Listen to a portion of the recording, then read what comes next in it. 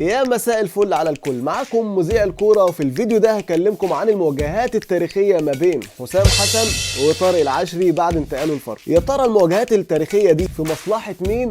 ده اللي هتعرفوه في الفيديو ده، ولكن ما تنسوش تتابعوا القناة وتفعلوا زر الجرس، وكمان لو انت مش متابعنا على الفيسبوك تابعني. حسام حسن وطارق العشري اتقابلوا مع بعض في 20 مواجهة، الغلبة كانت للعميد حسام حسن ب7 انتصارات، وتعادلوا في 10، وطارق العشري كسب 3، والثلاثة اللي كسبهم طارق العشري كان فيهم 2 في الدوري وواحدة في الكاس. اللي في الكاس كان قابلها قدام المصري لما كان ماسك وادي دجلة وفاز على المصري ب1-0، والاثنين اللي كانوا في الدوري والمباراة اللي جاية في الدوري كانت موسم واحد بس، 2009 2010. كان ساعتها حسام حسن ماسك الزمالك وطارق العشري ماسك حرس الحدود، والنتيجة كانت واحدة بس، 2-1، والفوزين كانوا ذهاب وعودة او دور اول ودور تاني زي ما احنا حابين.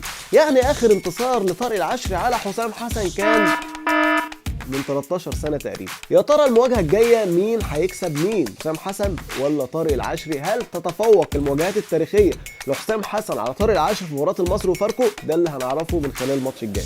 يا رب الفيديو يكون عجبكم واستفدتوا منه. لو استفدتوا منه والفيديو عجبكم ما تنسوش تشيروه، وما تنسوش تتابعوني لو مش بتتابعوني، واشوفكم تاني في فيديو جديد.